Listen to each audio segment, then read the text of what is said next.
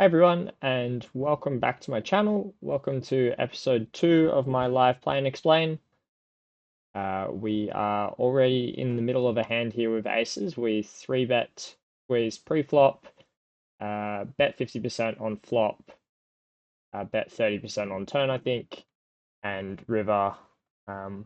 There's 60 big blinds behind, pot of 100. I think my assumption is this player is probably recreational. And I think he's just going to call off. Still wide enough for us to be shoving here for value, so we will go for the shove. Obviously, by this stage in this run out, we can be losing at some frequency here, but definitely still strong enough to value shove.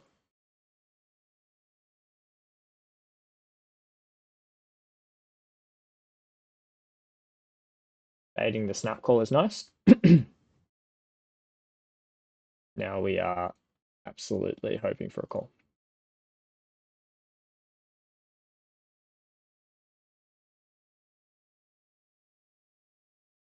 We have a table of 2K in the top right, getting a flat from the hijack is interesting.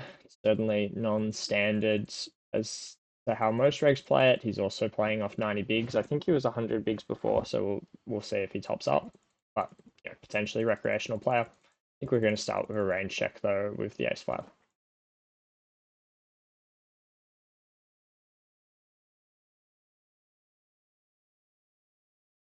And we do get a call in the top left, which is nice. I'll let you know what he had.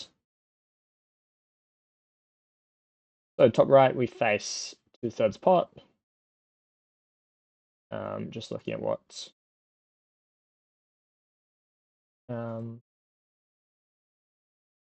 yeah, okay, so the certainly a recreational player in the top left. We called a pocket fours, so fifth pair. Yeah, quite an optimistic call. Really nice turn. It's interesting whether we should have a donking range here on the ace. I'm not 100% sure whether we should be. I think like this card is going to favor our range, so I imagine we can have some leads here. I am just going to check though, just because I'm not particularly familiar with this leading line if there is one. Whereas I think check is going to be fine with this hand at a non-zero frequency. So I'm confident check is fine, and I'm unsure about lead. We do have to defend the 7-3 suited versus a min open down here. That will check. Jack 8 off is one of the hands we can 3-bet here from the big blind versus the small blind open. I think top right we do need to do the betting ourselves here. I think particularly against a recreational, once he checks turn, the checking frequency that he's going to have on river is going to be quite high.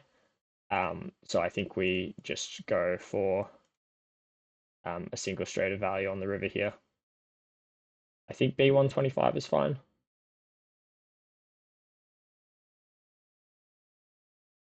We do get 4-bets, small blind versus big blind, obviously just an easy fold.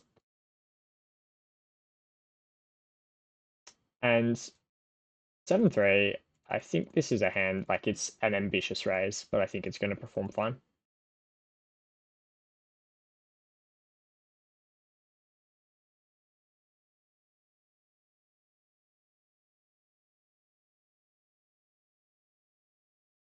I think villains are just going to struggle to defend appropriately versus check raise. So even if it's a sort of zero frequency check raise in GTO, which I'm not sure, the ranges I would typically look at aren't going to be looking at a 2 big blind button open, so the ranges are a bit wider. So I'm not sure exactly what the raise frequency is going to be in GTO, but I think in reality it makes sense to implement at a high frequency.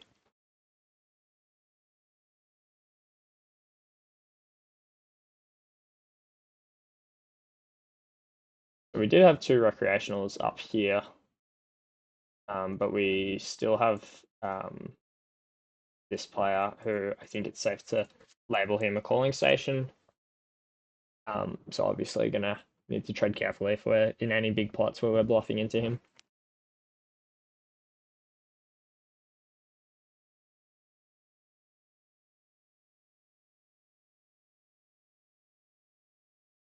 And we're unsure about this guy. Like he hasn't topped up a VP of a VPIP of 50 over 14 hands. Like it's probably leaning towards a recreational player there. Definitely going to squeeze this up. Again, we've got a recreational player in the big blinds and a flat from cutoff, which is non-standard. I'm going to call the Jack 9 off here. Rebate is also going to be okay. Double check.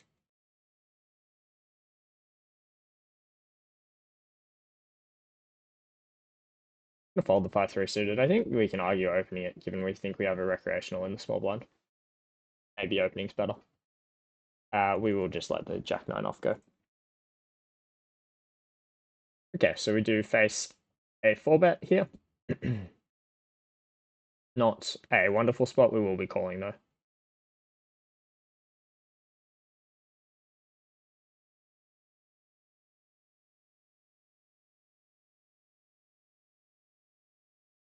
Of call. We see ace ace 3.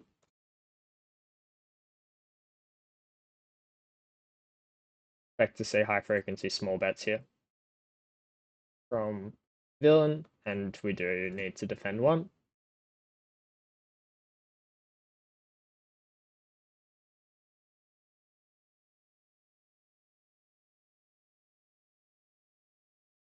Yep, so we face what, 20% pot. I think makes a fair bit of sense on this board.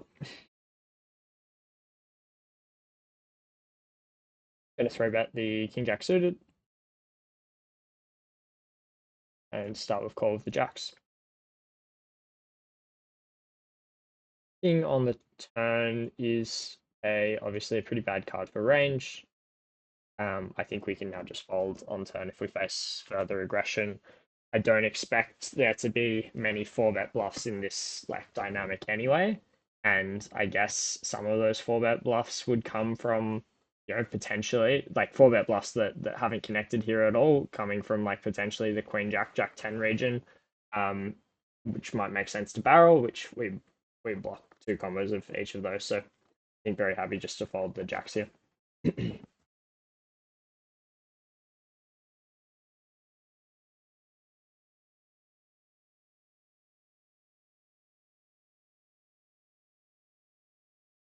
And just folding 9-3 off, folding Queen 6 off.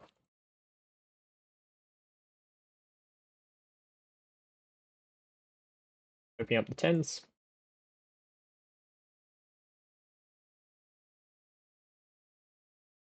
We've obviously got one stack here.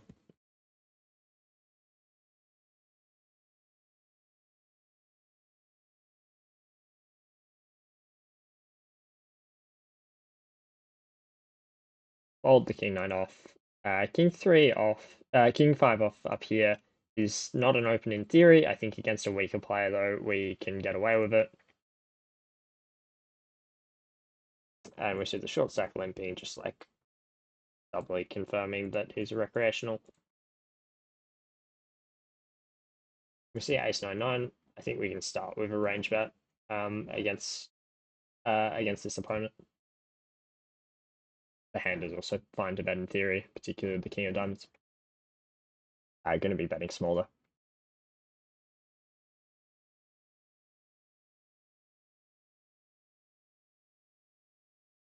You face a call.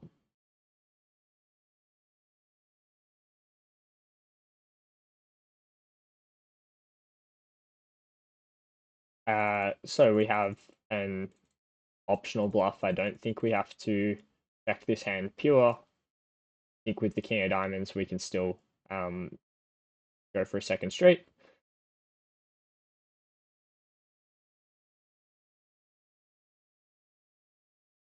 It is kind of contingent on him, floating flop at a frequency, which it's unclear as to what frequency he's going to be doing that.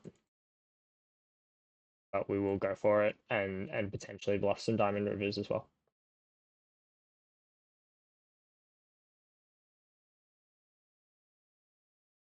We do get it through, which is nice.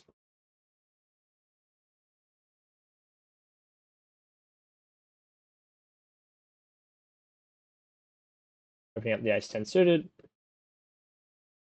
and the 7-8 suited.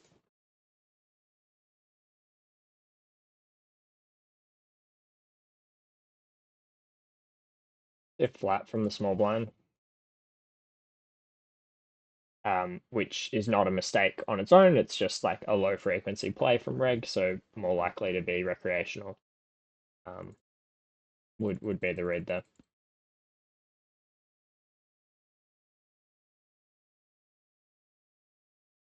We will start with a bet. Like, it's not going to be a huge betting frequency board, but obviously this hand has a lot of equity and has a lot of value in folding out overcards, so I think it's worth betting flop with.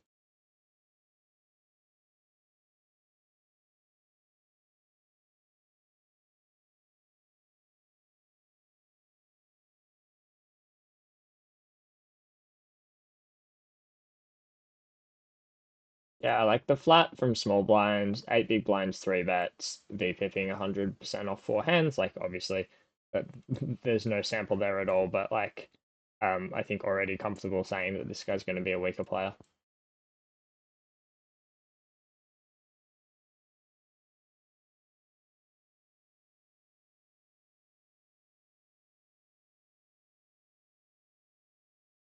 Obviously, making like reads off tiny samples is fraught with danger, and so sometimes we do have to like reevaluate a fish tag. But also, I think there's quite a significant amount of EV in being able to identify them as early as possible and then make your decisions based off of that knowledge.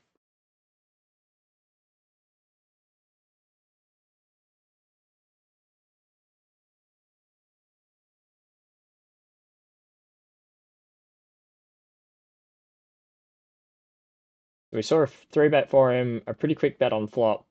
Obviously faces check raise and then shoves over the top of queens, which I think is fine play. Um, unlucky to run into I think it was the 9-10 suited. Have this up here.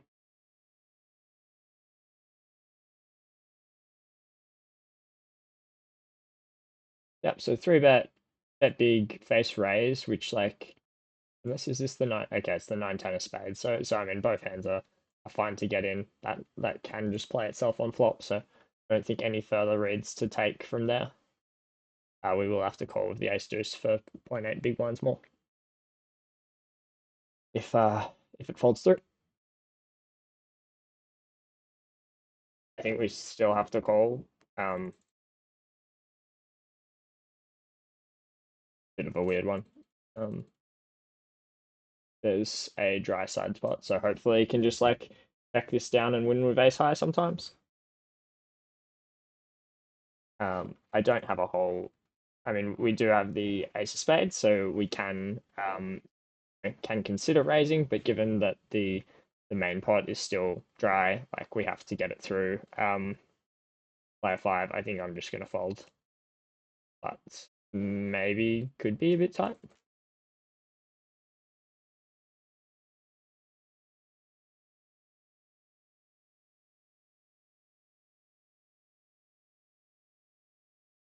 Gonna throw about this hand.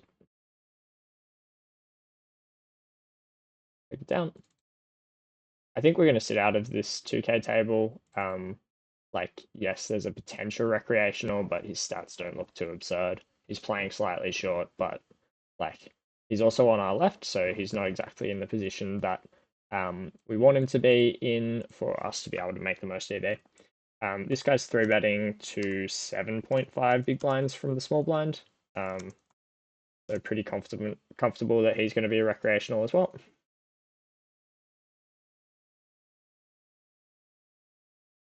Also, 68% VPIP over 17 hands. Again, like all of these things, a reg can play 68% VPIP over 17 hands if he gets the right hands. But the combination of factors with his small 3-bet size makes it quite clear that he's going to be a recreational player. We've also got a limp from here. Again, probably recreational player.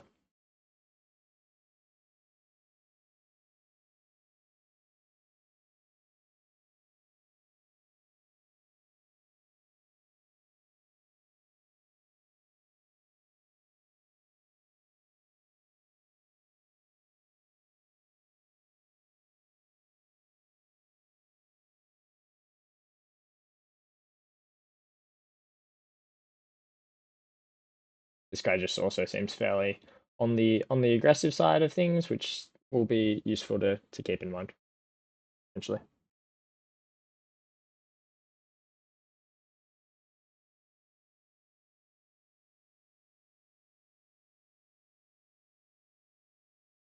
I've missed action up in the top left as to whether this was single raised and big bet flop, big bet turn, or whether it was a small 3-bet pot. Sure.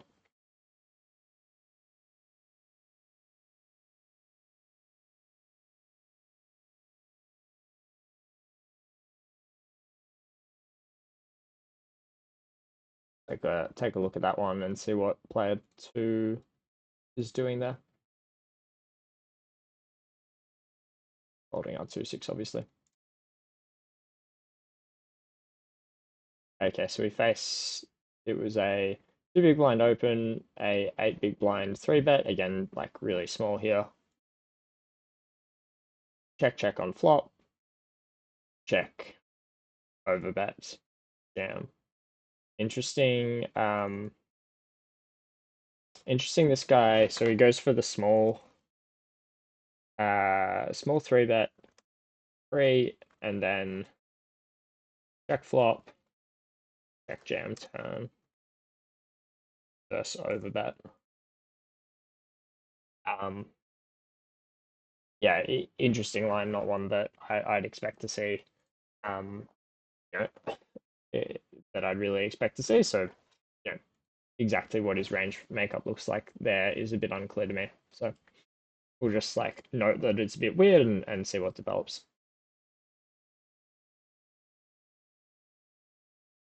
Opening up the Jack 6, opening up the Ace Queen. We get a flat from the fish in the small blind. Ace Queen 2, I think versus the fish here we can just range bet. Third pot is going to be totally fine. I don't think we want to use a different sizing, particularly only 30 big blinds deep.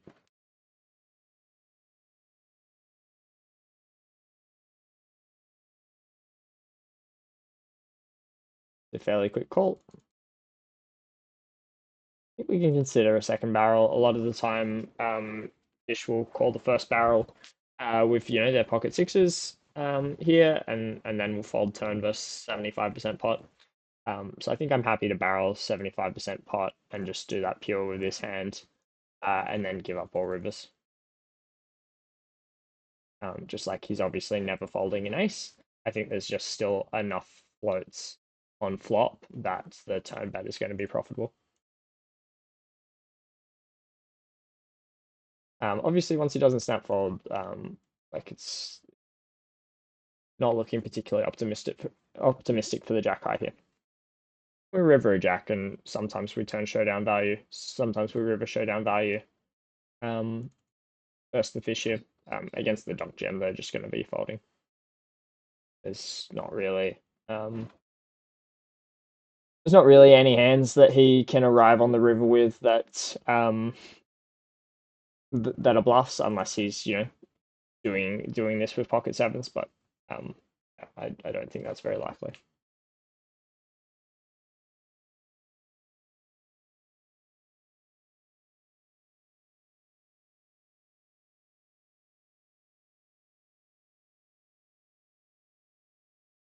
Opening up the king six suited.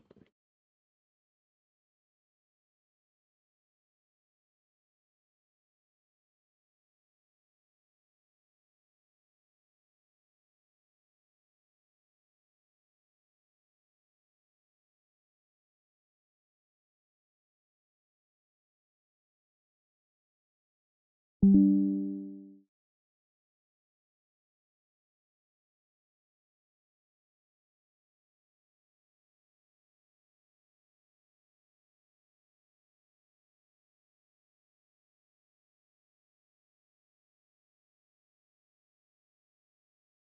just briefly paused the recording just as there were no hands. Still, we closed out of the 2K table.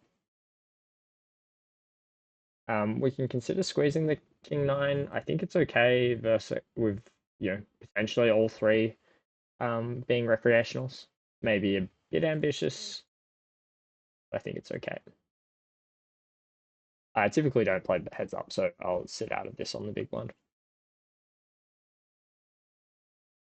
Opening up the queen eight off versus the recreational. Going to throw about 6-7 suited high frequency here, heads up.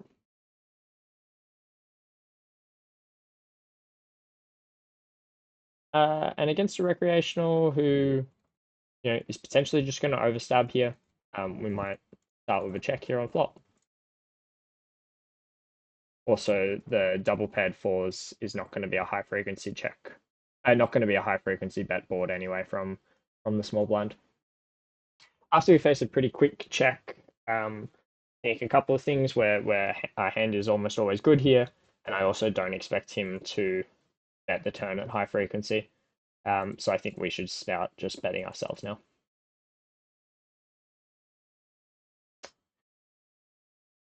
And we do get one call.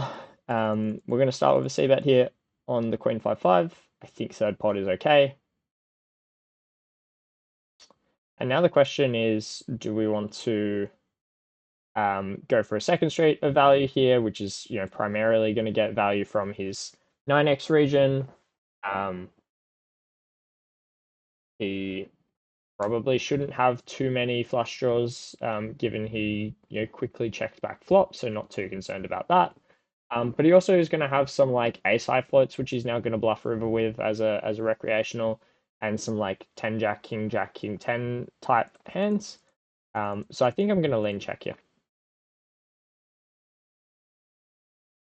And also maybe he bluffs more of his ace highs because the flush completes and he sees that his ace high has less showdown value. Something like that, when I don't actually think that he has many ace highs. Facing half pot, this is just going to be a snap call. This is an overbluffed sizing versus recreational players.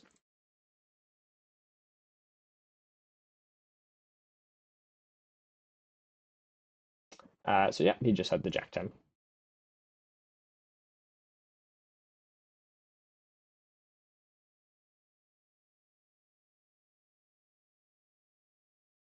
Okay, we'll sit this table. We're generally looking for someone that we can instantly identify as a fish, as sort of like our metric for choosing to sit a table. Equally, when we get tables where either the fish filter out or we're looking at it and we haven't really been able to identify a fish, we might look to sit out of these tables. Obviously, we've got this guy who's like doing some interesting things. Yeah, it's not quite clear exactly what his profile type is. Yeah, he could be an absolute like maniac, and we just haven't seen a showdown from him. He could be quite a strong thinking reg that just plays with a few creative lines. But obviously got our eye on him.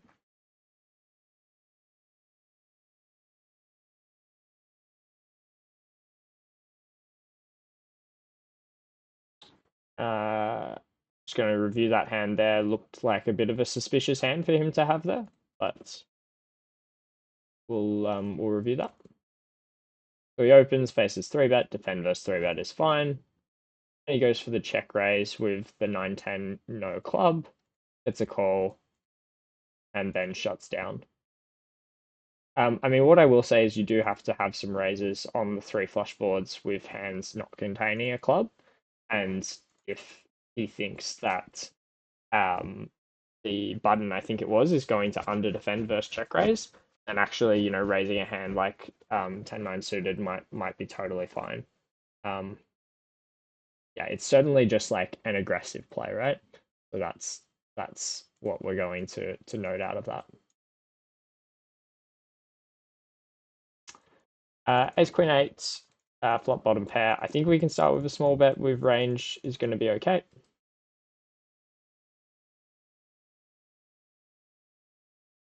We do get a call. I think going to pure check turn.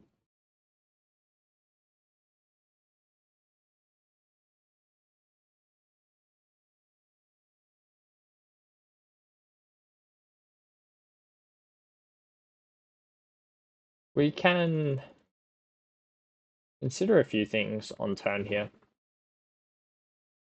Okay, it goes check check. I was considering check raise on turn, just because I mean there are plenty of hands which are draws like we don't really want to just like check fold, and I think check call is going to be a difficult line to play on the turn. After we face check check and the river comes a queen, I think pretty happy to check and take some semblance of showdown. We beat pocket sevens, uh, and there are going to be some hands now which might choose to bluff, but I don't think we want to hero verse this sizing against a player who's been fairly tight. I think pot will be an underbluffed size, um, and it's like quite consistent with his Queen X region as well. Um, yeah, so I think I'm happy to let this one go. Going to find a 3-bet, I think, with the King Queen. It's a little bit rough. We might actually just play flats here. Just like this guy is, we've noted that he's a limper and he's got a 7% 3 PFR. Um, so like a bit suspicious that his range is going to be quite strong here. So we'll start with a call. This is a limp pot. We have Jack 6. I think if this checks through, we will stab turn, stab river. But obviously facing overbet, we'll just fold. Flop trips, and we've seen this is the guy who's playing like quite aggressive lines. So I guess the question is like, what size do we go that is going to induce him in the case that he is a fish into like taking the most aggressive route possible? And I wonder whether that's just betting one big blind here and just like um getting facing high frequency check raise. I'm gonna start betting here versus the fish. I think we always have the best hand unless player two he's gonna have some 5x, I suppose. But we're not too concerned about that. I think we just like bet 75% on turn here, and then depending on who calls, we can consider like I think if we get a snap call here, we can overbet river.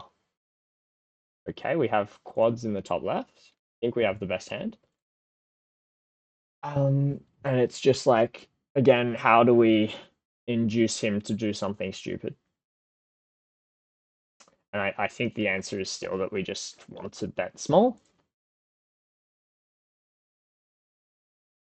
Maybe we can bet larger here because also he's going to have some 7x region, which isn't really considering raise, which I think we want to grow the pot for, and he might just raise us against base 75 as well. So we're going to go for that size.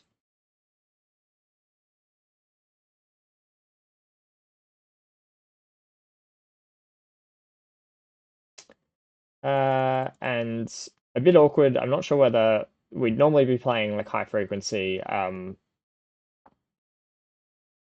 3-bet here, but against the shorter stack, I think just going to play calls. Start with check. 16 big blinds in the pot. And he's a unknown player still. I wonder whether Jam is going to perform well.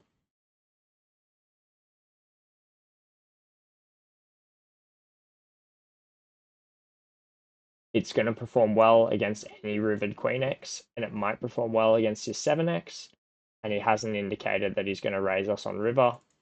I think we just go for it all. I don't think this is going to be theoretical, but against a potential fish who might just like not be able to fold a boat, maybe this is okay.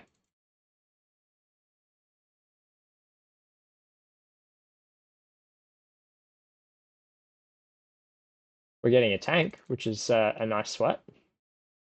We've ISO raised the 8-9 suited to 5 big blinds versus a short limper. We do get the fold.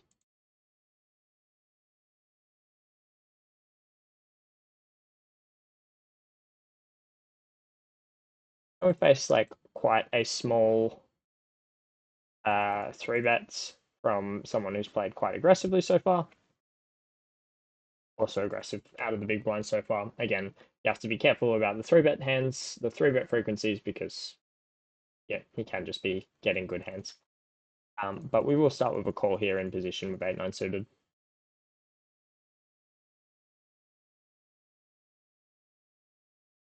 Flop an 8. So against someone who, is potentially 3-betting, quite aggressively, um, there's a potential that he's a maniac. Like we're not locking that in, but there's a potential there. We're going to be more likely to just call down. Half pot on flop is a fine sizing to use. So it's a pretty weird spot because this is not like your standard 3-bet spot. It's an ISO and then a 3-bet. We're going to call and see a pretty safe turn. And to the extent that he has like ace-5 here, that's now probably just going to barrel pure. So it probably makes it, even even better. Like it's another reason for us to call versus jam here if that's what we face. And also, when he has pocket queens or pocket aces here, we have 5 outs. So we're not dead to 5% versus jam here. So yeah, against an aggressive player, like obviously we're going to be running into overpairs at a good frequency here, but there's like non-zero club draws, and some like non-zero straight draws as well. Plus we're not dead when we are behind. We'll just be, and we only need 33% ish to be profitable here. And he does have the 9-10 free bet, which, yeah, as we identified, like I'm not sure what 9-10 should be doing pre-flop when there's been the ISO raise, whether like it still wants to get in there for the 3-bet range. Like I'm not sure. It may well still be fine. But again, just like our reads of him potentially being more aggressive are coming into play there. Of like, a tighter reg there is probably not 3-betting 9-10 suited. They may well just be folding it given a ISO raise to 5 big blinds. Gonna 3-bet the Jack-9 suited here.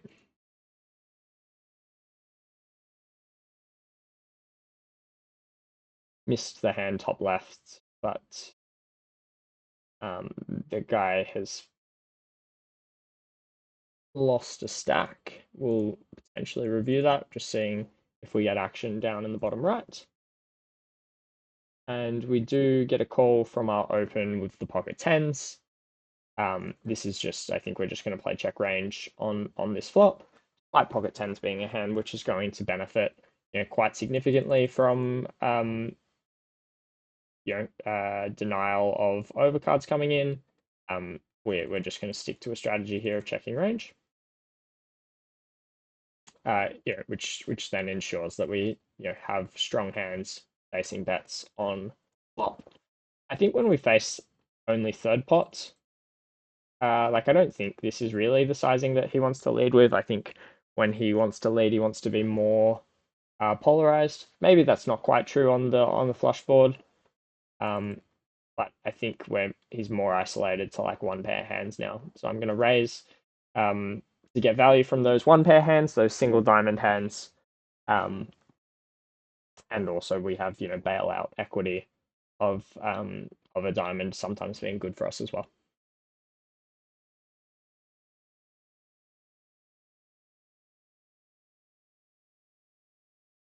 We'll look to stop the recording after this hand.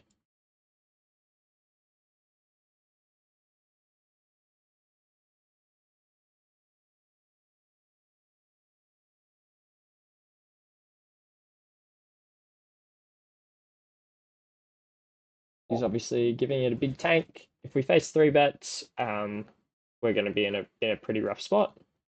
As played versus just call, snap check on river. I think we can value bet 10 high diamond here, particularly now that the river diamond is the ace. I think if it was not an ace, we may not. I think it's fairly thin, but I am going to go for it.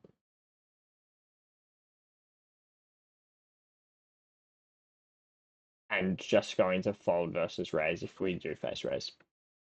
Because as I said, I think we are betting quite thin here, and you have to be quite creative to find a bluff raise here.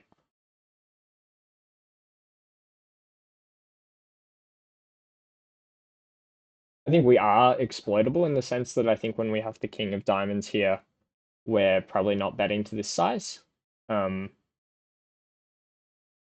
which can be a concern if that's what villains are reading into. It's obviously an anonymous pool though, so we're not too concerned by it. And we do face the last second tank raise. I think just going to fold versus the last second tank raise. I think I think it's just going to be a strong hand, as we'd indicated. So we'll stop the recording. Thanks everyone for tuning in. If you like the video, please go ahead and like and subscribe. I'll be posting more regular live play and explains. And if you have any feedback about any of the hands or any comments or questions, yeah, please feel free to leave them below and I will get back to you. All right. Thanks, everyone.